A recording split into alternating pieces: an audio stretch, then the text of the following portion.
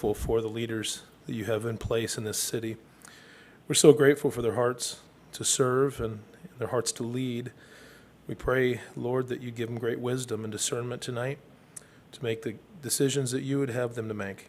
And Lord, the tough decisions for our city, Lord, bless them with that and bless them in their personal lives as well. Lord, as they lead and are an example to the community, we ask your blessing over this meeting and everyone that's going to speak and all the many difficult decisions maybe there may be.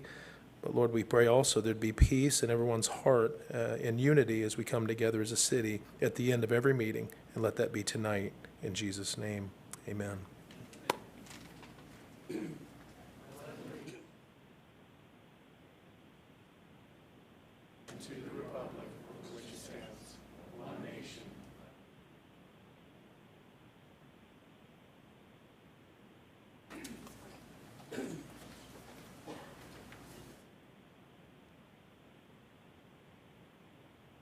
And now for the adoption of the agenda. This is a time when the council may adopt the agenda as written or make certain alterations to it. Would there be a motion? Motion to approve by Lehman. Second by Drew. All in favor of adoption of the agenda say aye. Aye. Opposed? Motion carries. Now on to general public comment. We have one speaker request from Chuck Henry for general public comment.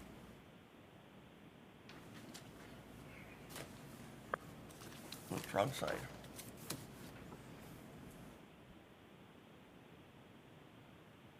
I looked at what the council persons looked at for the 20 million surplus we had, and a lot of them, few of them said out of street property.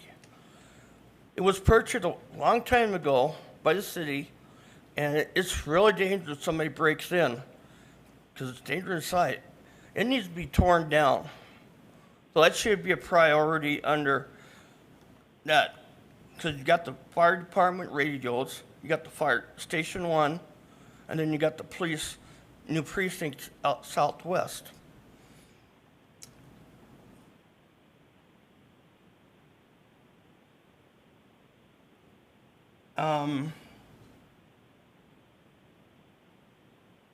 And that's all for now. Thank you. Okay, thank you. That'll conclude our general public comment time. Now down to non-public hearing items 1 through 33.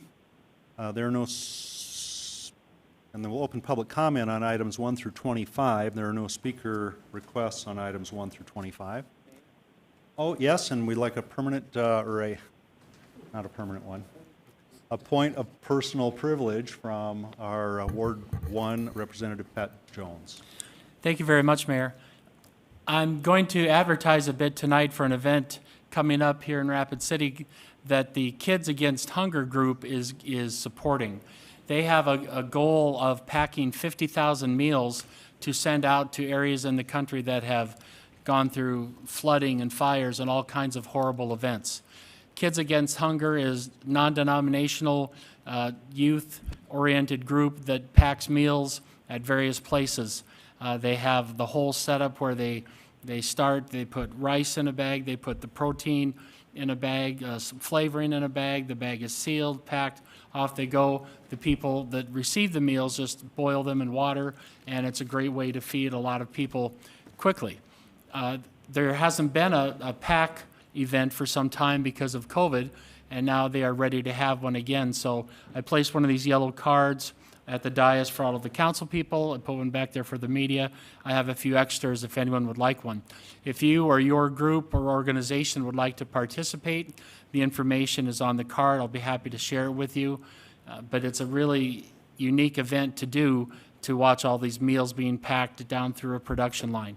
And some are sent, most are used here in the United States, some are sent overseas. It's just wherever the need is. So if you or your organization would like to participate with Kids Against Hunger, it's October 16th. The event will be taking place, and if you'd like more information, please let me know. Thank you, Mayor. Thank you. Okay, now on to consent items, items 1 through 25. Would the council like to remove any of these items for separate discussion? If not, we have a motion, please. Ron Weifenbach. Thank you, Mr. Mayor. Item 10. Okay, any other items from the council? Darla Drew. Item 25, please. Excuse me? Item 25. Okay. Any other items from council members? If not, could we then have a motion to approve the consent with the exception of 10 and 25? Motion to approve by Solomon, second by Jones. All in favor of that motion, say aye. Aye. Opposed? Motion carries. Going to item 10, authorize staff to advertise for bids, equipment rental rates for snow removal operations, estimated cost $90,000. Ron Weifenbach. Thank you, Mr. Mayor. I'd move approval, and then I'd like to, Second by Nordstrom. Go ahead. I just had a question on, is this for like the parking ramps? And for Go to Dale Tech for your answer. Is that okay? Thank you, Mayor. No, this is for our street operations, so if we have a storm in excess of 8 inches and need to pick up snow in the downtown core, we typically hire a contractor that, through this process to haul the snow off. And then additionally, if we have a large snow in residential areas, we utilize their services with motor graders. So no, this is not for parking lots, it's for actual but for downtown core? streets. And the next question, Mr. Mayor, I'd have is this paid for from the parking meter fees? No, this is snow removal budget, annual street snow removal budget. But it doesn't come from the parking meter fees? No. Okay. Thank you. Okay, we have a motion and a second for approval of item 10. All in favor of that motion, say aye. Aye. Opposed? Motion carries. Item 25, authorize Mayor and Finance Director to sign the State of South Dakota Agreement Letter of of agreement for the air quality program. Darla Drew. Thank you. I would also move approval, and with a second, I'd like to continue. Second by Lehman. Go ahead. All right. I believe this question is for Vicki Fisher. Last time that I asked about this particular item, I was told there was no control over the smoke from other states or dust from gravel companies or street projects. So is there a rating system for when the air is really bad? Are we considering wearing masks for air quality? Because I've got to say, August was pretty bad. The first part of September was equally bad with all the smoke rolling in. And I never see any comments about what the public should do to protect themselves from the air quality. Vicki Fisher. Thank you. So certainly that is something that we have the ability to do, is to identify air quality ratings, and I believe that it is something that you will see posted online. We can certainly work to make sure that if there's a public service announcement that we could send that out. I would suspect that one of the worst air ratings that we would have received so far was Friday evening with the fire that was coming from the south. You could smell the material that was being built, and there were many people who have asthma and allergies that got very sick from being out in that. So if you will allow me to gather a little more information on that, maybe I can provide it directly to you or to the council as a whole. Well, even without the smoke, we've got a lot of street projects going on that kick up a lot of dust, and the gravel companies, that can't be a really, I don't think they can mitigate those things, and I don't expect it to be, but I think there's ways that individuals can protect themselves. So even if we had something, say, you know, along with the weather, you know, the air quality today is a C-, or however you want to say that, you know, just so if you have asthma, if you have a lung condition, that it's recommended you wear a mask today. Mr. Mayor? Yes, please. So we do have the authority to regulate those disturbances within the city limits, such as street work or gravel surfaces that have to be maintained in with dust-free palliative. We only have one air quality individual, and she certainly makes her rounds. We rely a lot on complaint, and when we receive those, we respond immediately. And fortunately enough, the construction industry here in the city, they know that we're going to be made aware if there's an ongoing issue, and they do try to keep ahead of the game. Thank you for me being on the west side. You know, I do get complaints from gravel dust and things like that, whether on cars or whether in people's, breathing. So I don't know how you would regulate that, but I've understood that the smoke, we can't do anything about that coming from Nebraska, California, what have you.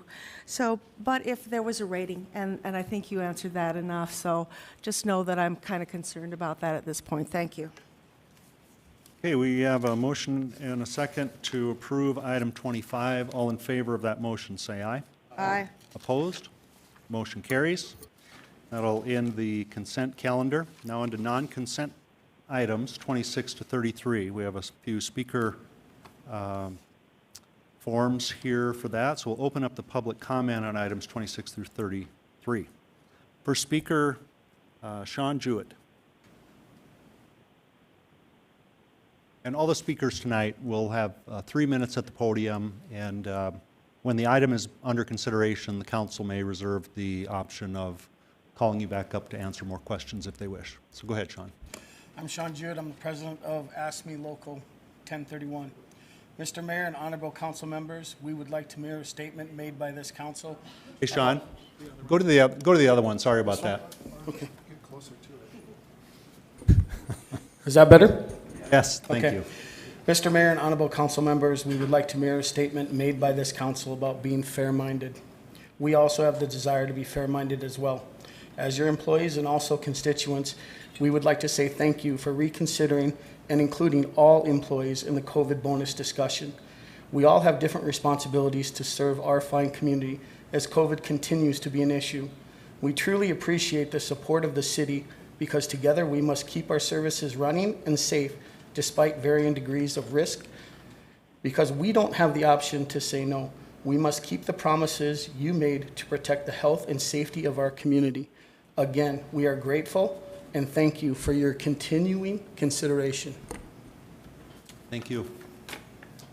Next speaker is Kittrick Jeffries. And do you go by Kit? Sometimes, yeah. Yeah. What's your mother call you when she's mad? Kittrick? Some things would be better left off record, I suppose. You have the floor. My name is Kit Jeffries. I represent Dakota Cannabis Consulting located here in Rapid City. Every time we talk about cannabis or marijuana in Rapid City, I'll probably be up here speaking. And so I just wanted to go on record one last time before we go to the vote today and say, again, I oppose caps on cannabis businesses. And so other than that, I'm all good. Appreciate your time. Thanks. All right, thank you. Next speaker request is Chuck Henry.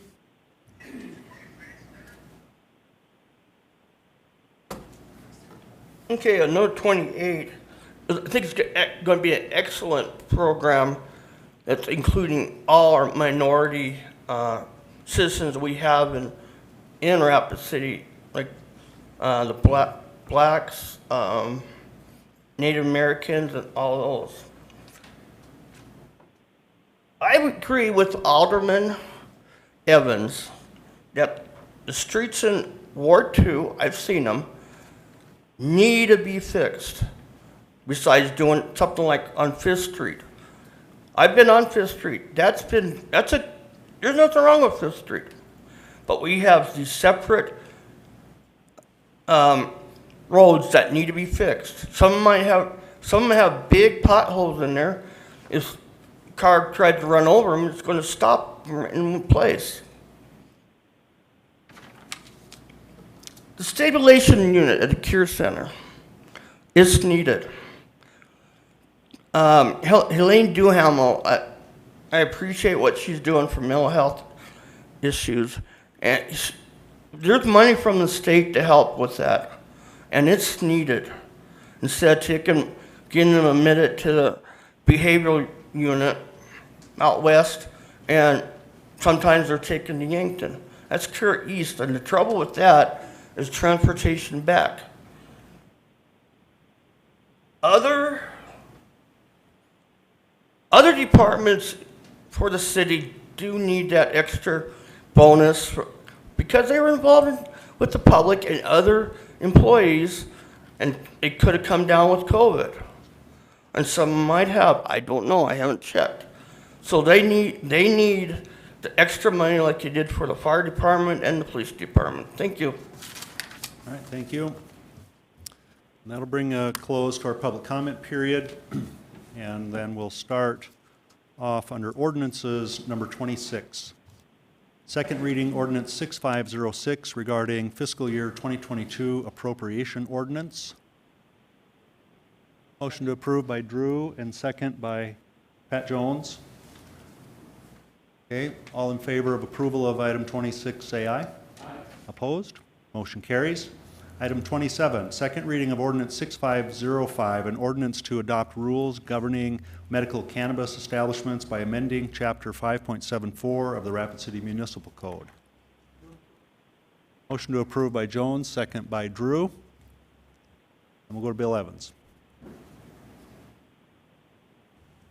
Thank you, Mr. Mayor. I will continue to vote no on this because I, like Mr. Jeffries, thinks there should either be no limits on the number, or there should be what I've been proposing all along, city ownership of the distribution point, resulting in a significant amount of money coming into the city coffers. We continuously from up here talk about the inadequate funding vehicles we have for the city budget, complaining about we can't do this, we can't do this. We're relying always on sales tax. Well, about every generation we get an opportunity to latch onto something that's really going to change the paradigm. I believe this is one of them, and it was interesting to note that last week Sturgis picked up on my idea, and it looks like they're going to do it. Of course, they've been doing it with alcohol for the last how many 100 years or whatever. Brookings does it with alcohol. I still believe we're passing up a golden opportunity to find new tax sources, or rather revenue sources, that don't involve raising taxes on the average citizen. So I will again vote no on this for that reason. Thank you. Okay, Darla Drew. Thank you, Mayor. Just a couple comments here. Just because I know a lot of people in Sturgis. I was in a band that played there quite a bit, and overall, the population is pretty unhappy with having one place to go for their alcohol, so they'd like more choices. And also, I'd rather not see our employees put in the position, or there'd be city employees, I would guess, that would be in this marijuana dispensary. I don't want to put them in that position.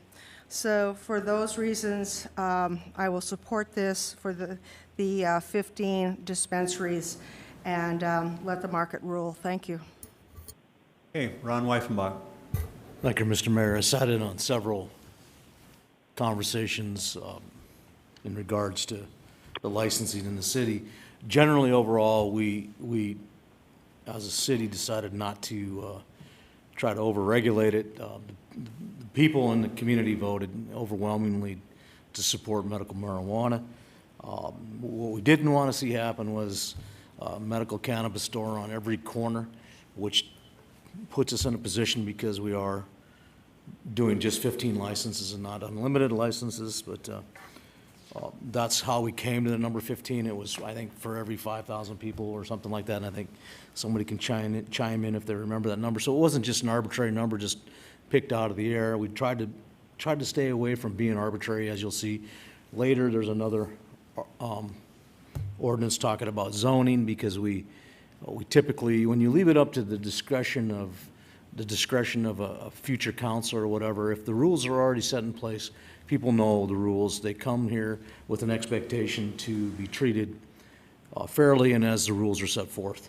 I agree with some of the comments about having a municipal marijuana point of dispensary or alcohol dispensary, and one of the things you do then is you put people who are set against either alcohol themselves or marijuana themselves for whatever reason it may be, then you're putting them into business in a business that they don't want to be because it's a taxpayer. This way the free market reigns as best as it possibly can. We're trying to keep some sort of a limit or control that there's not one on every corner. But I can tell you one thing from a position that I've seen, 80 to 90% of the jail is full of people who are in jail for alcohol consumption-related issues. And the funding comes from all the taxpayers, whether they participate in alcohol consumption or not. Medical marijuana, I would imagine, would just be exasperating.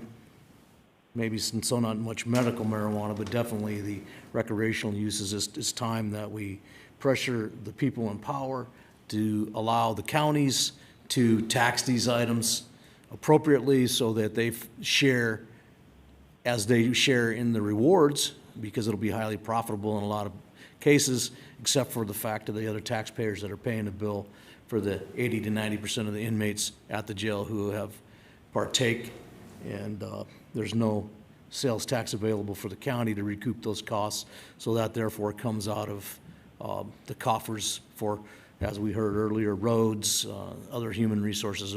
We've talked about the crisis care center that we're putting forward. These are things that will be paid for out of the same bundle of money, or whatever, however you want to put it, but it's time that we really look at allowing the counties to get a tax based upon marijuana sales and alcohol sales. So if you contact your, and I know that's a little bit off the topic, Mr. Mayor, but I wanted to put that in there because I think it's important that the citizens know we didn't just take this on as just a haphazardly duty. We spent a lot of time researching it, thinking it through, coming up with the best possible solution that we could come forward with. It's not going to be perfect, but it's going to be pretty darn good. I think our planning department spent a lot of time in it, people from the audience and people in the community, people from other communities, the council, the staff, everybody spent a lot of time coming to a conclusion of how we would handle dispensaries, how we would handle cultivation, testing, and those types of things. So I think we've come to the best position that we could arrive. Thank you. Okay, Pat Jones. Thank you, Mayor. I'll agree quite a bit with my colleague, Mr. Weidenbach. A great deal was done to prepare and to come up with this number. Great discussions. The map that Vicki provided was fantastic in saying where things can be and where they can't be. I have said this many, many times over, and we'll say it again, that these 15 licenses that we are approving for medical marijuana turn into recreational marijuana the minute that is approved. So to me, that is another reason, good reason, to be cautious as to how many licenses are allowed in the beginning. If the market drives it for more, then we can reconsider it. But I believe caution needs to be used in planning for how many recreational marijuana places we want in our city. Because these 15 medical ones, on whatever date that becomes, in a puff of smoke, will become recreational, and that could have a difference and make an impact on our community. So I like where the 15 is. I like the work that went into it. Thank you to our legal folks, planning, and others. So I support this number very much. Thank you. Greg Stroman. Thank you, Mayor. May I address the city attorney, please? Yes, please. Joel, and I'll echo my colleagues, thank you for what your legal department did in preparing this ordinance. I know there was a lot of work that you put into it, and the planning department and everyone that had a hand in this. It just doesn't happen overnight. And I did have a couple questions, though, that I wanted to clarify. In the cheat sheet that we got with it, the memo with the ordinance, it still has the 120 days, but the actual ordinance is 1 year to get up to speed, correct? That's correct. I think the ordinance got changed, but the memo didn't get updated, but I would defer to Carla. That's correct. I didn't update the memo after first reading. Okay. But you do have it in the proposed ordinance, okay. That's right. And then I have, and if I just address Carla then on this? Yeah. I have the fees that are being charged for this is, there's a $1,500 non-refundable application fee, is that right? That's right. That's 5.74.030. And then in 5.74.060, I think it is, there's a $3,500 first year fee for operating, is that correct? That's correct. And then when if a person renews thereafter, it's $5,000 a year? That's right. Okay, I just want to make sure I was getting all those different amounts correct. Thank you. I have nothing else. Okay.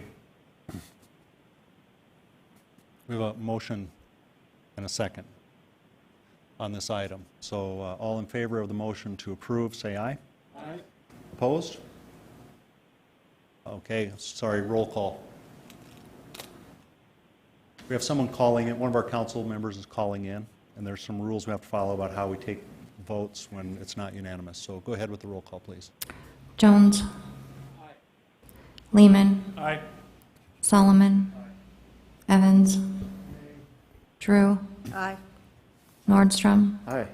Wyffenbach. Aye. Stroman. Aye. Armstrong. Aye. Motion passes 8-1. Okay, thank you. Item 28, second reading of ordinance 6507, an ordinance amending chapter 2.64 of the Rapid City Municipal Code to implement the recommendations made by the Human Relations Commission Task Force and reflect the terms of the Memorandum of Understanding with the Minlusahan-Okolakichiapi ambassadors. Motion to approve Lehman.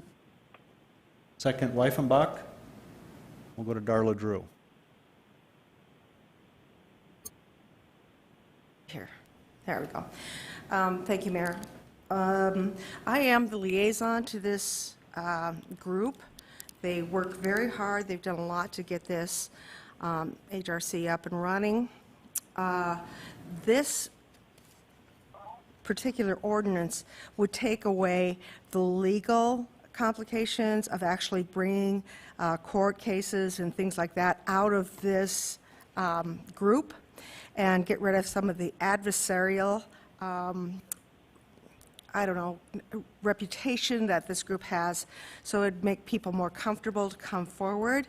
So far, the group has had 2 complaints, and they use a mediation or a restorative justice to bring the 2 parties together. And they've had 1 case come to them where they used the restorative justice or mediation where they brought 2 parties together. It was a situation that happened at a car wash. When they both came together, the people that felt slighted, some Lakota people and some Lakota teens, along with the people that own the car wash. It was really a good discussion. They understood each other, and now the car wash owners want to work with the ATAPI group, and get some of their kids as employees. So that's what can happen with real mediation, real conversation. You could actually get something done before it goes to court. So I just wanted to explain that a little bit to the council, that this is really an important group of people and a good ordinance that brought together for us to vote on tonight. Thank you. Okay, we have a motion and a second on the floor for approval of item 28. All in favor of approval, say aye. Aye. Opposed? Motion carries. Item 29, first reading ordinance 6504, an ordinance amending section 17.06 of chapter 17 of the Rapid City Municipal Code. A request by KTM Design Solutions for Watershed 2 LLC for a rezoning request from no use district to park forest district for property generally described as being located north of the terminus of Cloud Peak Drive. Motion to approve Nordstrom. Second, Lehman. All in favor of approval of item 29, say aye. Aye. Opposed? Motion carries. Item 30, first reading of ordinance 6500, an ordinance to adopt comprehensive zoning regulation for medical cannabis establishments by amending Title 17 of the Rapid City Municipal Code. Motion to approve by Drew, second by Nordstrom. And we'll go to Jason Solomon. Thank you, Mr. Mayor. May I direct a question to Vicki Fisher, please? Yes, please do. Vicki, thank you for all your work on this. I think we've had a lot of talk about licenses and fees, but I think maybe the most important aspect of this is the zoning of where dispensaries are allowed to be located in the city and where they're not. Could you provide us just with a quick summary of what we've discussed so far and what we're approving tonight for everybody's benefit, please? Mr. Mayor? Yes, please, Vicki Fisher. So at our working session with council, and again at a couple different open houses that we had with the public, I think where we all fell in line with is, in looking at a dispensary, it's retail of a medical product. We looked at the ordinance today to see where retail would be allowed, and more particularly where potentially a pharmacy, where you go to a doctor, you get a prescription, you go fill that prescription. So the zoning designations that are called out that would allow for any of these uses are those that would allow that retail or pharmaceutical type of activity. Because we are anticipating that at some point recreational marijuana may come forward, we did put in some additional safeguards for dispensaries. State regulations require a minimum of 1,000 feet to a school. City has no authority to ever waive that. But if a dispensary is within 500 feet of a residential district, a church, a child care center, or a public playground, then it will require a conditional use. In addition, when we look at manufacturing and cultivating, we turn to those zoning districts that will allow for that processing and manufacturing. And that brought us to both the light industrial and the heavy industrial districts. Because of the concern of odor and waste management associated with those two different uses, it fell into always a conditional use permit category. So dispensary in summary could be permitted if it's zoned correctly and it's got the necessary separation. The manufacturing and cultivating will always be in the industrial areas, always as a conditional use. The testing facility, truly from what our research has shown, no one is ever going to know what goes on behind the door. So it's going to be allowed in all of those districts, but always must maintain 1,000 foot from a school, no exception. So in a nutshell, it's very similar to how we have done other uses in the city, implementing that conditional use to safeguard the integrity and character of our established neighborhoods. And what I've learned over the years is that clarity in our zoning creates all sorts of good things, and if we have a lack of clarity, it creates some issues. So are you comfortable with the amount of clarity that we have here, especially in regards to the conditional use? Mr. Mayor? Yes, please. Based on the zoning ordinance, there are a list of items that must be submitted for every one of these establishments that go to the operation of the facility. Every conditional use permit or building permit that comes in must provide all of that information. I think the clarity that that will bring to ensure that what the city staff is reviewing and approving will ensure that the integrity of these neighborhoods be intact is probably one of the heaviest duties that we've been charged with in a long time. As we've seen other states fail at this, we've tried to learn from that and be overly cautious with the regulations we've brought forward. Thank you. Thank you to you and your team and all the rest of the city staff and council who worked on this. I yield. Richie Nordstrom. Thank you, Mayor. A couple of comments for Acting Director Fisher, if I may. Yes. Ms. Fisher, just to give you an update a little bit, the folks that I've been visiting with on the parks, specifically on the parks, I showed them this map that you provided for us, and they're extremely excited to see this map come out and being of use. About the only concern that was raised on that issue was enforcement. And I know that's going to be a challenging issue, but could you provide me with a brief explanation about how we can do the enforcement on that for this group that I'm involved with? Vicki Fisher. Thank you. So enforcement is kind of going to be twofold. Anything that happens inside the building that's regulated by state regulations, if there's a violation, the state will step up in that regard. Those activities that are external to the building, the things that we look at as a part of a conditional use, do we smell it? Do we see any waste product? Is there sufficient parking? Is there sufficient landscaping? Is the signage is it all intact? Just as we do any other use in the city, if they're in violation, we put them on notice. If they don't correct the situation, we abate it, and we put that expense back on the property owner. So we've got a system in place, and we will pursue if there is violations. Thank you. And I believe that addresses all the issues that they were bringing up, but I think the concern that was brought up by the group was that because they've seen other incidences taking place in our city parks, they were just curious how to relay that information to who, and so your answer will be able to, I will provide that to them. And then thank you very much for everything that you've done on this, and especially this complicated map that you had to put together. Thank you. Ron Weifenbach.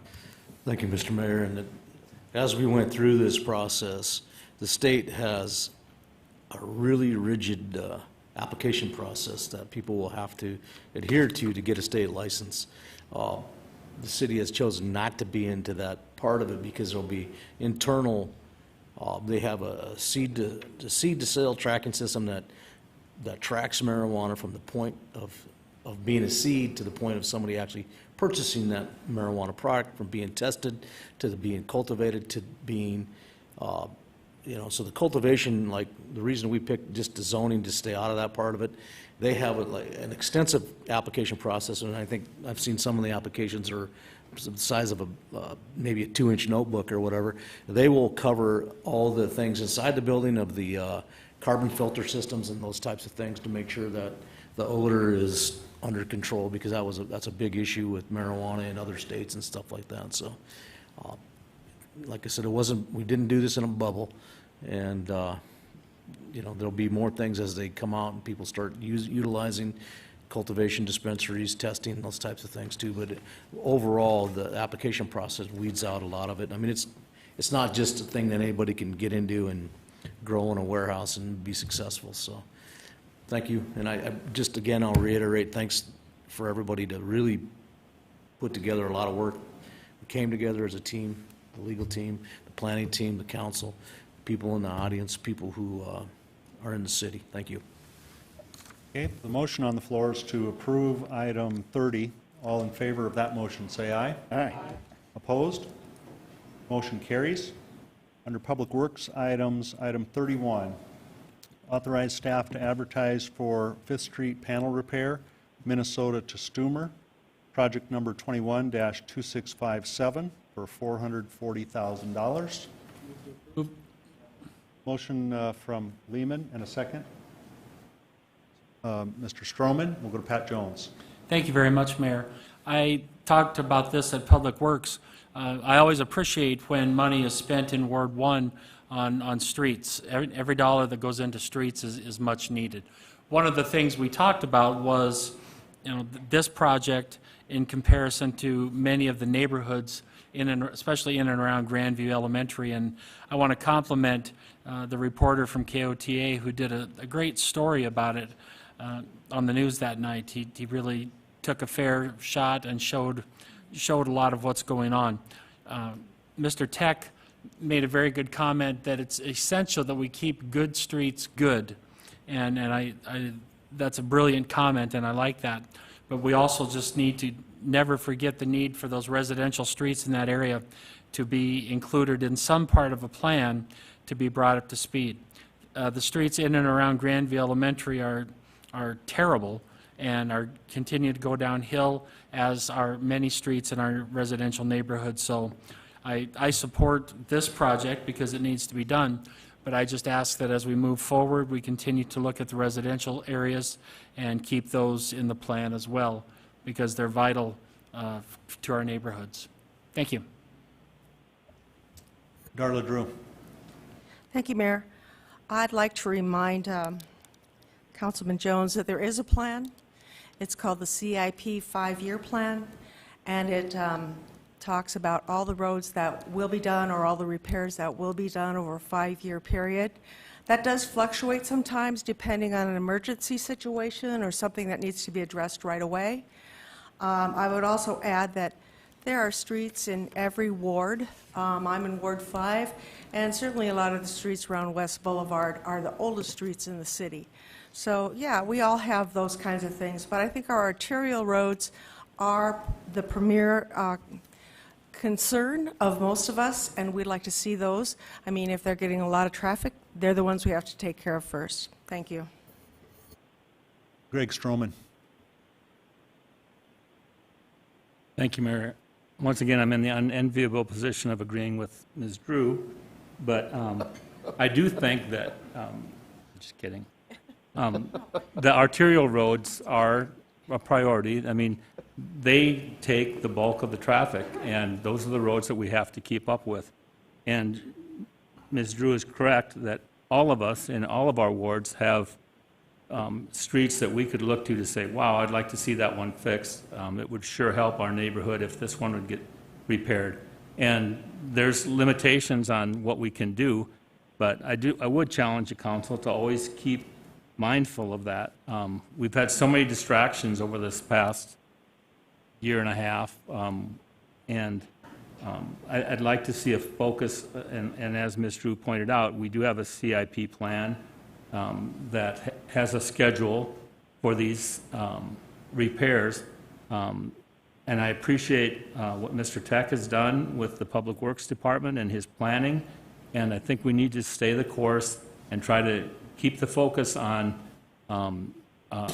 primarily the arterial roads have to be done, because if those fall apart, then you've really got a mess. But it's also equally important that people can get to their houses to and from and in their neighborhoods and to be safe there. So I would just like to see an increased focus on getting that done. Thank you. Ron Weifenbach. Thank you, Mr. Mayor. I won't reiterate. I'd like to thank Mr. Evans and Mr. Roberts for having a heated discussion that got me a lot of emails. Took the attention off you? Yeah. For a little while? Yeah, and I honestly do. I appreciate it. It is a conversation that I know that a few of us have been having up here, that there's definitely, we're getting in the next few days, we're going to be talking about funds that are available. We've had some discussion about, we understand that some of these funds have to be put towards the streets. I do believe that, I maybe would yield some time to Mr. Tech to explain to you a little bit of the philosophy that has to go into play. You're talking these panels on Fifth Street. If we allow these to go defunct, then we're in real trouble. And you have to prioritize that along with the artilleries. And there are a lot of people in neighborhoods that have some bad roads. And if you call me up, I'll come visit your road. And some of them I will probably disagree with you with, and because you have to be careful. If you fix those roads beyond, make them wider, make them smoother, you'll be getting the phone call about people driving down my road way too fast. With that being said, there are some really bad ones. I get that part where grass is growing out of the middle of them. And there's some specific reasons for that, is because typically they take an approach, if it needs work underneath that street, that means they're going to have to completely reconstruct that street. And as you know, our window for construction in Rapid City is small. And I'm not trying to make excuses for you having a bad street. Don't get me wrong. We're going to approach this. I think Mr. Tech came forward with a proposal. He wants more money, and this council has the ability to give the guy the money to do it. We just need to get the willpower up here to get it done, because almost every time a council member runs, they say, I'm going to fix your street, man. And it never happens. I watch it happen all the time. So I would, too, reiterate the fact that you guys got a chance to make a difference now. We just got to allocate the funds to the Public Works Department, and then we got to also allocate the funds to finding those people in the city. I spent some time today downtown at the street department and watching the guys and some of the challenges they're up against, and taking on, the mechanics and stuff, taking on some of his equipment that's been beaten to death. So every action has a reaction. So I don't think you're going to get any argument out of us up here anymore. But again, I appreciate this coming to the forefront, because we have an opportunity in the next few weeks to put some money forward to get some of these streets done. So I hope we keep down this conversation, and thanks again for bringing it to the limelight. Richie Nordstrom.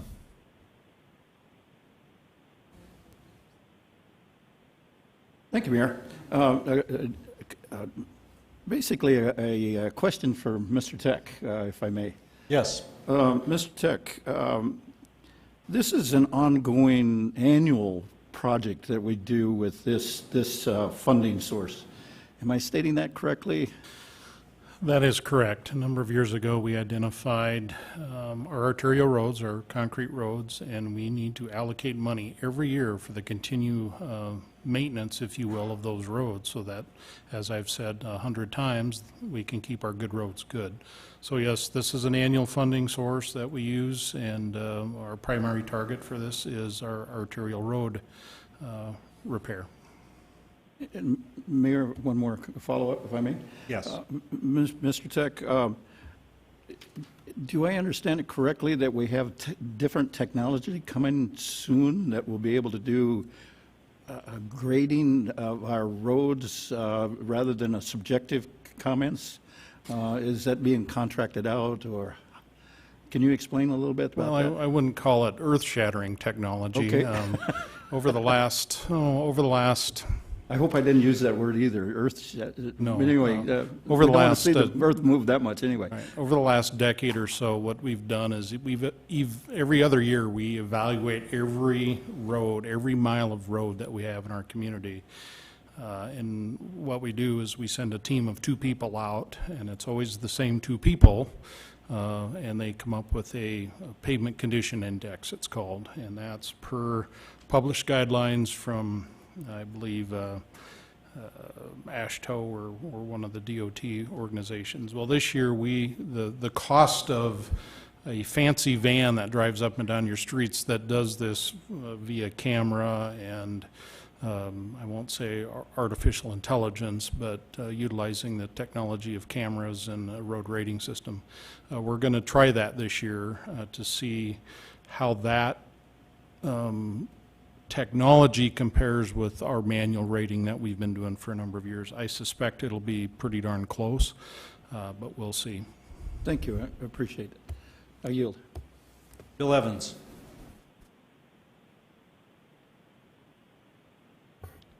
Well, the reason I brought this up at the Public Works Committee is mainly because I believe we have to have some kind of vehicle for reassessing on the fly and being more responsive to what the immediate needs are. Now, I had to watch with frustration as the DOT tore up West Chicago Street, which to me was perfectly fine, and went on to replace perfectly good concrete panels for, to the tune of millions of dollars. I believe the city can be more responsible in certain ways, and being forced to drive over those particular pieces of roadway that are not in my ward, but are, I believe, to be unacceptable on every level, and I think we need to be able to readjust what we think is the main priority to respond to the real needs of the citizens. And so in this case, to make a point, I am again going to vote no tonight on this. Thank you. Darla Drew. Thank you, Mayor. Just because Ward 5 is my ward, I remember when that particular project happened on Chicago, the replacement there. That was a power issue mainly, is why they needed to redo those. So if you drive down there, Bill, you'll see the bigger transmitters there, and that was a lot of what that project was about. It was about supplying power to that area. And no? Okay, well, that is what I understood it to be, so thank you. I also have a question on, I think it's Pauline I would ask this question to. Pauline, are we going to have the kind of sales tax that would see a real upswing in the CIP and the quality of life funds? I mean, our sales tax way up. Correct. Sales tax is up, and that impacts both the general fund and CIP, but it also impacts the vision fund. So it's all 3 of those funds that get that funding source. Do we have any estimates on what that's going to look like? I have not looked at that one quite yet. I've been focusing on vision with the process that they've been through. Okay, well, I just think that to all the council members, we're going to see an upswing in these funds, which is very welcome. Thank you. Ron Weifenbach. Thank you, Mr. Mayor. I guess my question would be for Dale Tech is, can you send to all of the council members the CIP projects as per how they're laid out now, what the priorities are? I think there's a spreadsheet or something available, so that maybe we could, as a council, could look at those and see if there's something that we could communicate with you that may maybe a different priority or something? Every time the capital improvement committee meets, that is linked to those spreadsheets are out there on that meeting agenda, so they're there for all to see. I'd be happy to email them to you if you like. That way. I've got to caution, I guess, the council that street dollars and utility dollars are intermixed. So if you change one thing, you've got to be very cognizant of what you're doing to the other funding sources too. So it's a balance of 4 funding sources when the capital improvement plan is put together every year, and we want to make sure that we're not overspending any of those 4 budget cost centers. So, but certainly I can email those. Correct. My whole objective is just to make sure that we've started from ground zero with the council. They all understand that, and there would be nothing changed unless there was a good communication between Public Works Department, CIP group, and the council members and everybody involved. So thank you. Okay, we have a motion on the floor to approve. We'll go to a roll call vote now, please.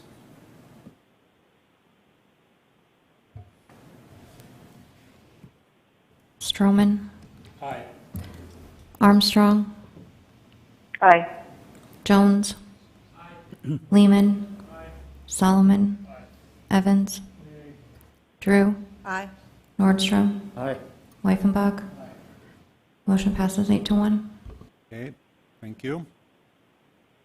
Under mayor's items, item 32, approve request for funding for the implementation of a crisis stabilization unit at Pennington County's CARE campus to supplement funding from the state of South Dakota and Pennington County. And we'll go to Lance Lehman. Thank you, Mayor. I'd like to make a motion to approve the funding for the item, matching Pennington County's cash contributions up to $500,000. Second to that motion by Jason Solomon. Motion is to fund up to $500,000, but matching the Pennington County's cash contributions. 5,000, yeah. Okay. Pauline Sumption, Finance. Thank you, Mr. Mayor. As a funding source, may I recommend undesignated cash from the CIP fund?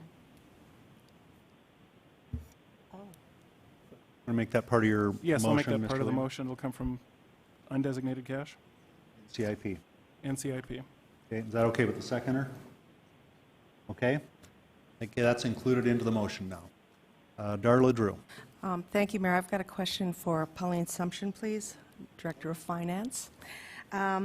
So this is going to come out of undesignated funds in CIP. I just guess I wasn't aware we had that much in undesignated funds in CIP.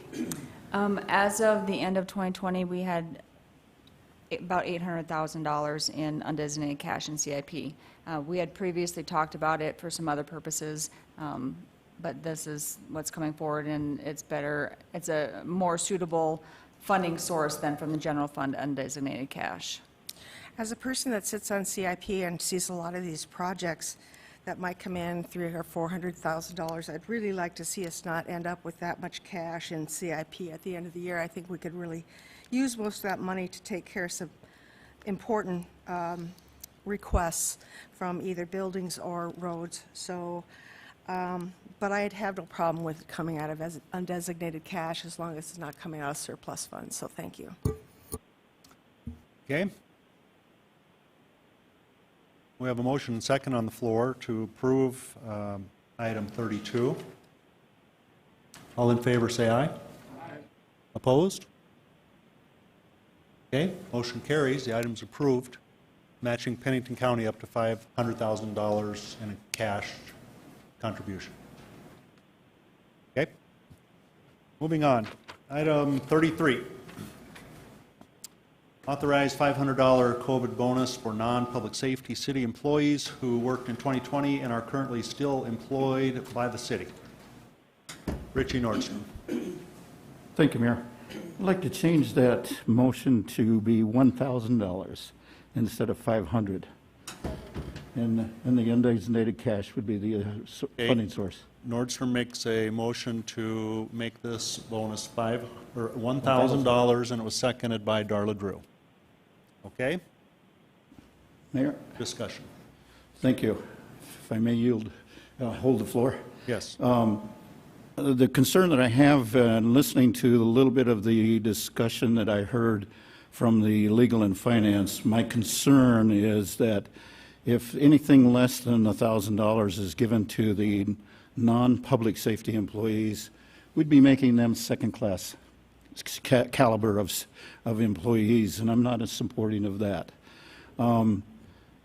I realize that a lot of the folks that may have been sent home for working from home did not make it that easy of a job because they just simply got to work from home. And I suspect a lot of them that did work from home were the women of our workforce. And it isn't just because of the convenience of them, but they also endured some hardships, at least the women that I got the chance to visit with. And then my entire conversation started up back in May when the discussion was centered around the bonuses. At that time it was determined to be bonuses for the public safety employees, which I support.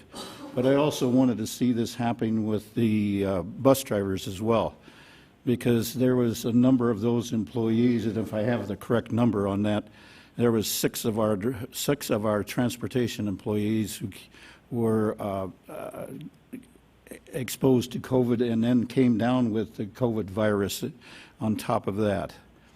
And so I feel that they are fully deserving of this. And then one more category of employees that I really want to see supported with this, either hazard pay or bonus pay, whatever you want to call it, and that has to do with the tax deduction designation and how that is applied. But we've also got the water and wastewater employees who are determined by the EPA, which has a subgroup called CISA, which is the Cyber and Infrastructure Security Act folks. And these folks under the water and wastewater are considered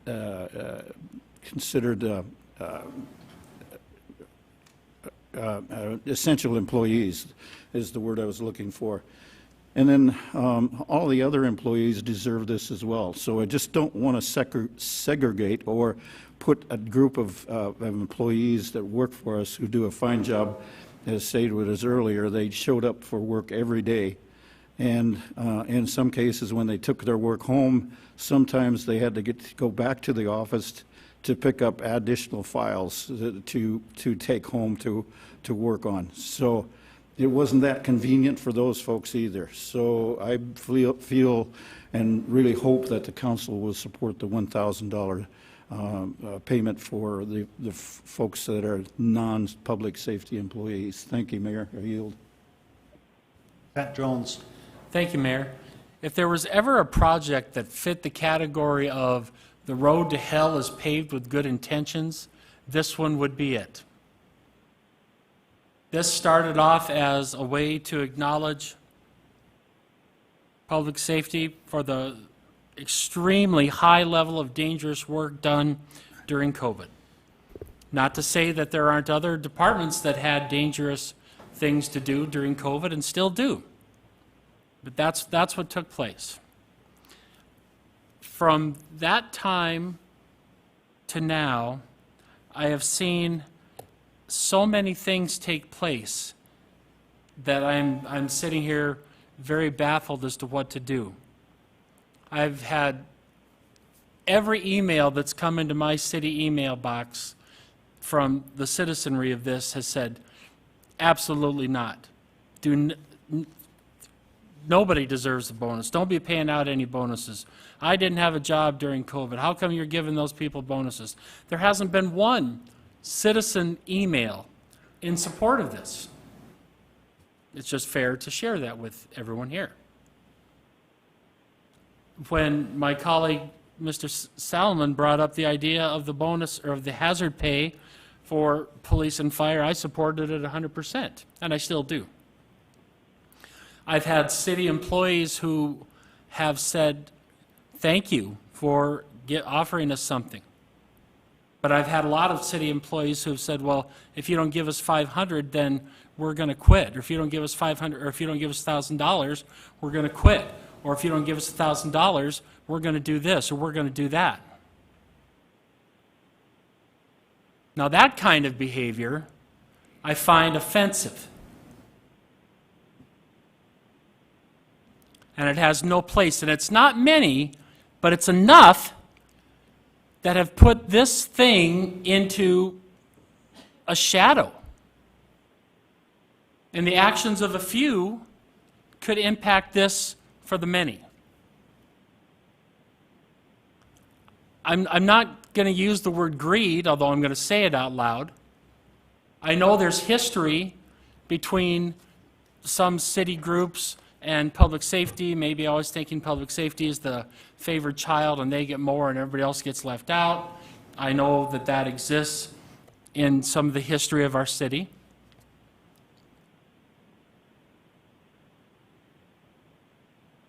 But what I won't do is be held hostage by people who threaten the council by saying, if you don't give us $1,000, we're going to do whatever.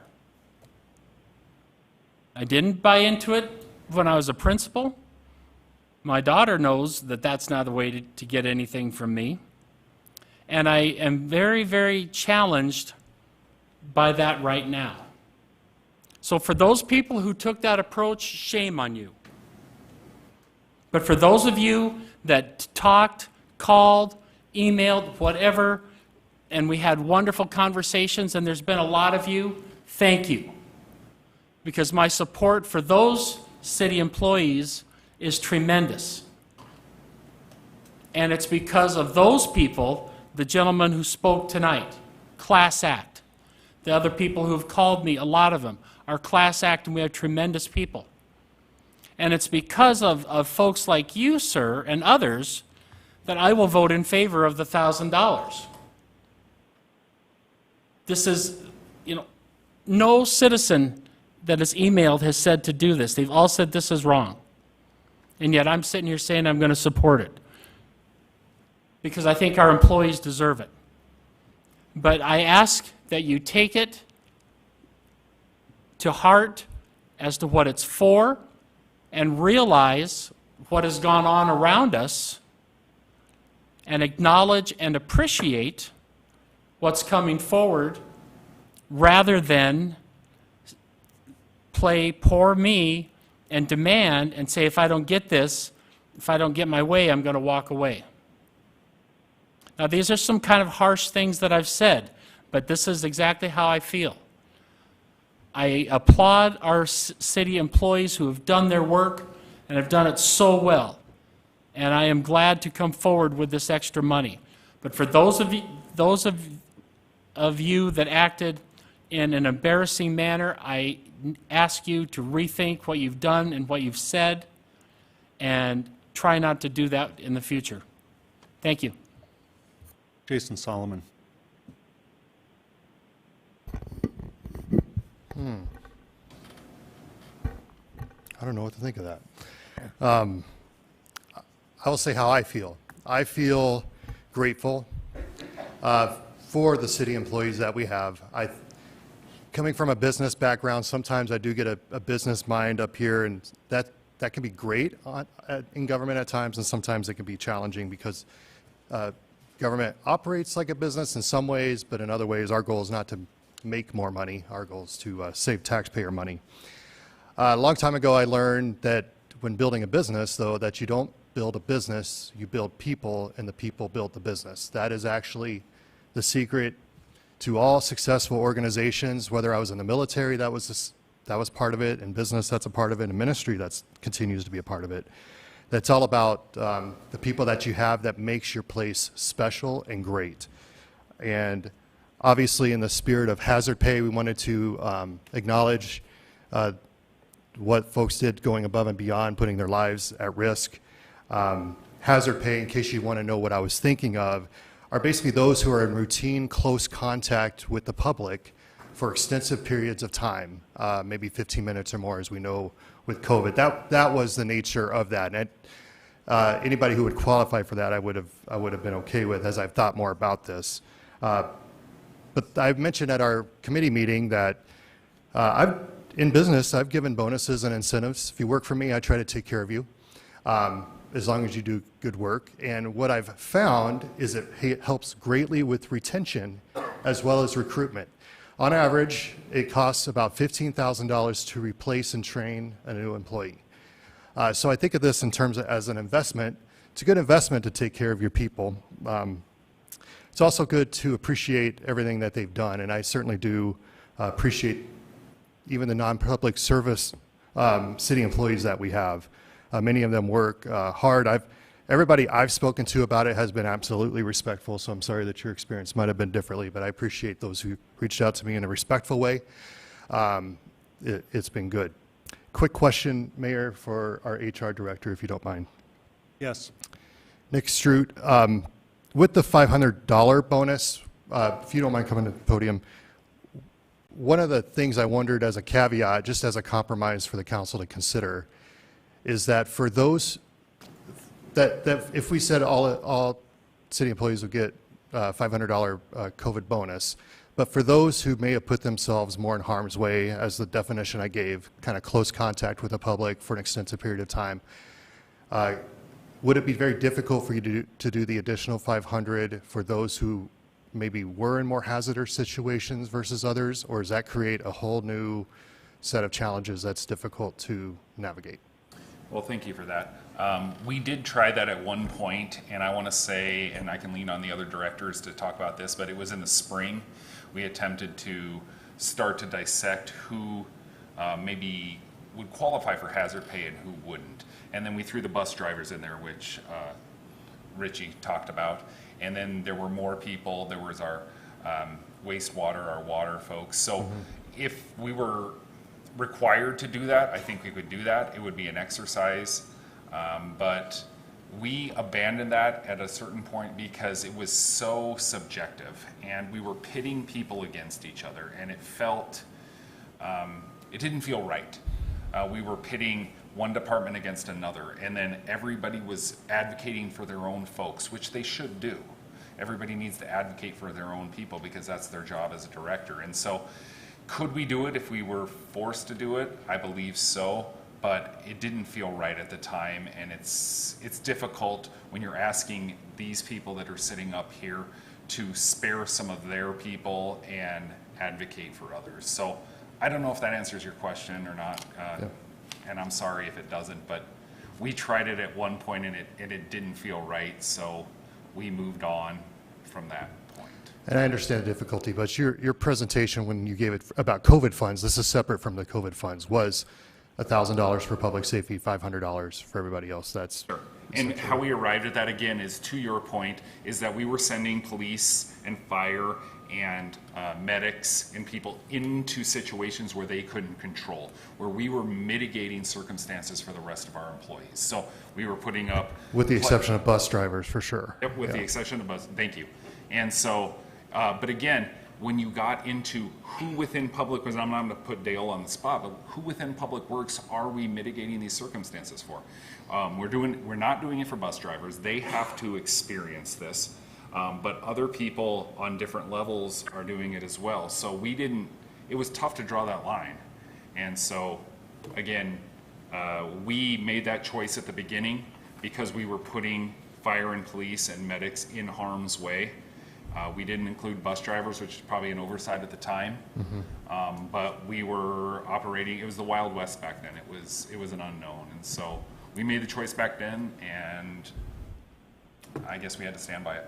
All right, my time's expired. I'm sorry. Yeah, that's all right. Ron Weifenbach. Thank you, Mr. Mayor. I'll make an amendment to the motion to make it $500. If I get a second, I can explain myself. You want to go back to 500? Okay.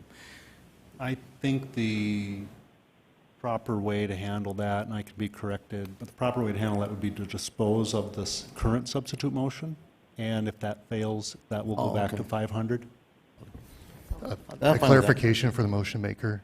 Does that include any exceptions as I presented, or is that without any I of would, those? I would like to include the bus drivers. We had that conversation. I preferred, one of the reasons that this got put off is I preferred to handle each. I don't think it's too difficult to handle each department. I think that when you run into a burning building, you pretty much have a hazard. When you go into an individual's home, when you're an ambulance driver, and they've been shot or they're deathly sick, I think that's pretty easy to draw that conclusion. When you're getting shot at by pulling people over, you're handling whatever the case is. And I really, really don't appreciate my colleagues saying that anybody up here would ever think of anybody that worked for the city as a second-class citizen. I really don't appreciate that comment whatsoever. That's a political maneuver to put pressure on people here to make a decision they don't want to make. There's a reason, there's a real reason that this has been put off, because these people don't want to vote on it, because we're getting put in a position that says, oh, if you don't do this, then you're this. That's not true. I think I spend more time with the employees in this city trying to help them get better pay, trying to help them get their benefits back that they've lost. These are things we need to be talking about. Getting the management trained so you got tools, all these types of things. I'm really offended by the fact that anybody would think, especially one of my colleagues, that I would consider anybody as a second-class citizen. The reason that it was brought forward as the police department and the fire department is those are the people that it was constructed for us to do when we got the COVID funds. We paid all their salaries for a certain period of time. We were in a borderline crisis situation getting these people hired. I think we lost over 23 or 26 police department individuals over the last year because of the environment they've been put into, that they've been forced to be put into. They have no reprieve whatsoever. It's pretty simple, and I'm a little bit disappointed that our HR guy can't tell the difference between levels, even though we make job descriptions for everybody in our city. It's pretty simple to understand. If you're in this position, that's what you do, your job description, whatever. If you're a policeman or you're a fireman, or if you work for the sanitation department, or if you work at the street department, it's pretty easy to tell what your job classification is. No one up here has any intention of pitting somebody against another person. I think our motives were really clear when we went and said, we got a borderline crisis with our police and fire department at the moment now. We need to step in and fix this. Simply was a Band-Aid. We still got a lot of work to do. We still got a lot of work to do with what happened to the people in the unions getting switched and moved, and some people are stuck. Some people are stuck in their system now because they got moved into a position that makes no sense. We got people retiring, things like that. I mean, this is what the real conversation has. That's why this conversation has not come forward. Mr. Solomon had brought it forward as a request from the police and fire, not only simply for having a COVID, it wasn't a COVID bonus, it was a situation that we needed to approach, handle, and take care of. And I'm not sure that got communicated very well to everybody out there. And I just want to reiterate it again, there's nobody on this council, and I deal with these guys on a daily basis, that would ever think that any person in this room or anywhere outside that was an employee of the city is anything other than who they are. That person doing the job, hopefully, that they love to do. And if they don't love to do it, we need to help you figure out a way to enjoy your job. That would be how I would like to move forward with this. I would like all of you to be able to enjoy your jobs the best you can. We have a borderline crisis with our fire and safety right now. If you don't believe me, ride with them. Get in the car, ride with them, get in the ambulance, ride with them, see what's happening when everybody else is sleeping. So I appreciate it. I just want you to understand we've been working hard at this. There's a lot of other issues at bay here that we need to counter. One of them is the healthcare thing for the retirees. The other is the way the employees were handled with moving to the unions and that type of stuff without having a real level of communication with the council and the people to make sure that we weren't leaving people in the cracks. And we've left them in the cracks because I've been communicating to you guys. I've been out talking to the people in the environment, and you'll see me around at some point.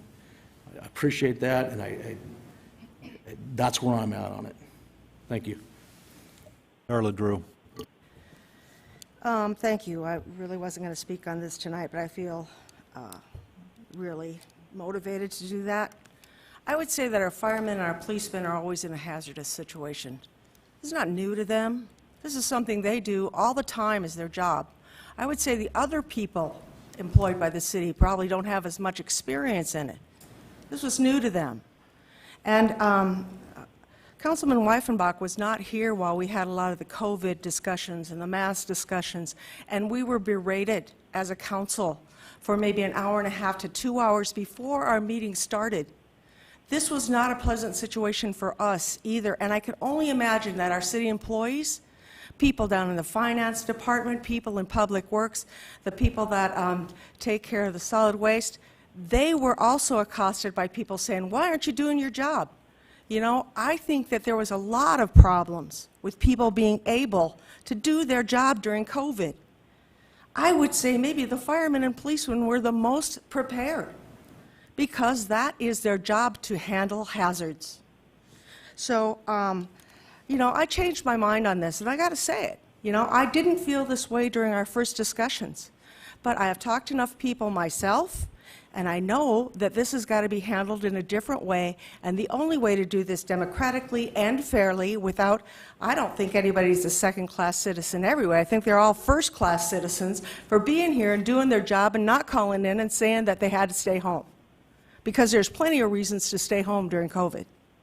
But somehow we made our city run, and it was because of all the people that worked, whether they're at a desk job or whether they're out there hauling trash or whether they're cleaning our water. It's all important.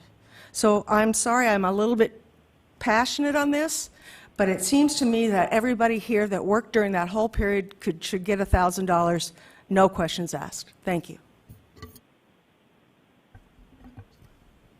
Mr. Mayor, clarification on the motion. Yes. If that's all right. I want to make sure that does not include elected officials. Just to be That's correct. very clear. Okay. Motion Can you on the repeat the motion on the table then? If Motion on the table is to distribute $1,000 to all of the non-public safety employees remaining. And the funding source is undesignated cash.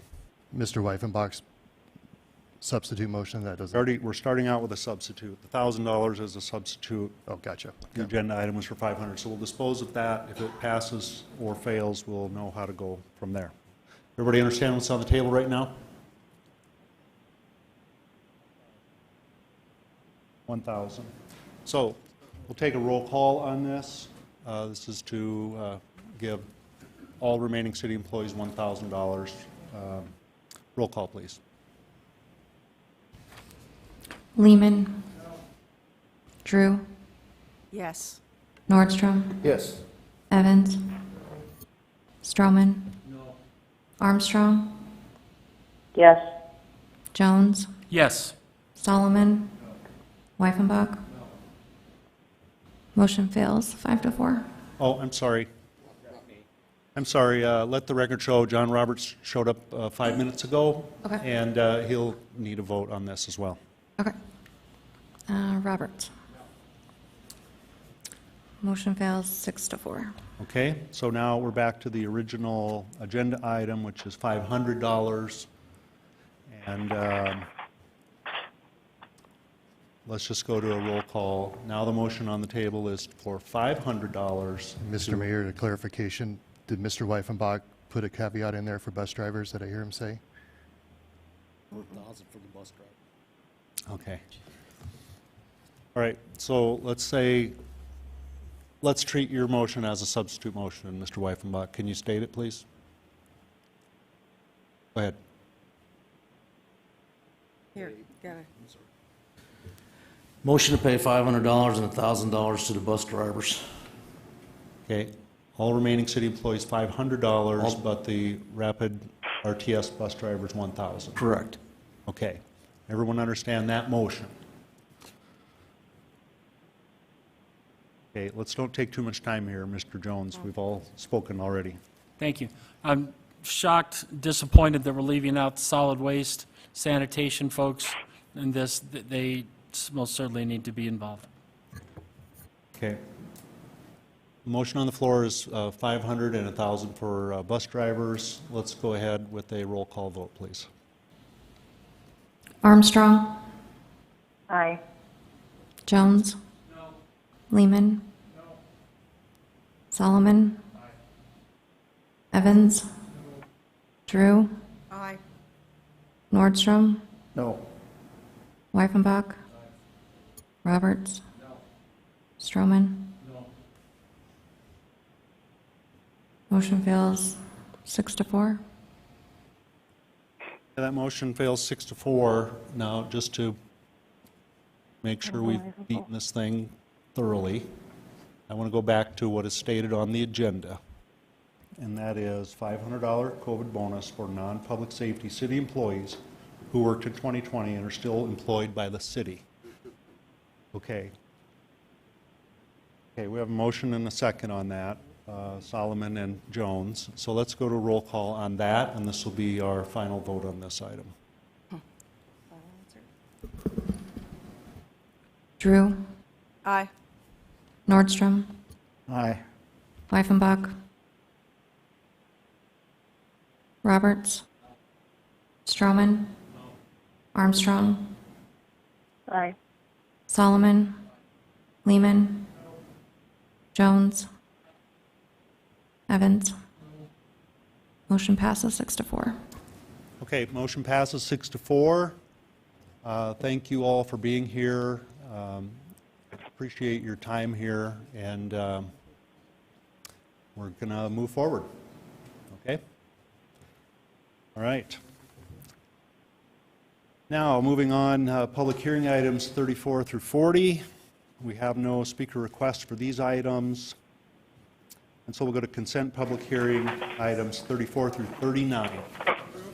Motion to approve the consent items by Lehman, second by Drew. All in favor of approving consent 34 through 39, say aye. Aye. Opposed? Motion carries. Non-consent public hearing items, item 40, a request to approve resolution 2021-052 by KTM Design Solutions for 605 Storage LLC for a comprehensive plan amendment to the major street plan for property generally described as located at 3276 and 3300 Campbell Street. And this item was continued from the June 21st City Council meeting. And, oh, sorry, I should have read this. The applicant has requested to continue to the October 4th City Council meeting. So can we have a motion to continue, please? Okay, motion by Lehman, second by Stroman. Darla, do you still want to talk? Yeah. I think I'd direct this to Dale Tech. Could you refresh me on why this was continued and what's been solved since then? Oh, excuse me, Vicki? Mr. Mayor. Yes, please. So it was continued at the sole request of the applicant. Dr. Bentz just had a busy summer, and we've continued it one more time. He promises me he's going to be in town on the 4th of October. Okay. Thank you. I yield. Okay, motion is to continue to October 4th. All in favor of that motion, say aye. Aye. Opposed? Motion carries. Item 41 for the bill list. Pauline Sumption, Finance Director. Thank you, Mr. Mayor. There are no additions to the bill list, so the total is that which is attached at $7,040,491.72. Motion to approve Solomon, second by Jones. All in favor of approving the bill list, say aye. Aye. Opposed? Motion carries. Anyone opposed to adjourning? Then we're adjourned. Thank you. You are the last.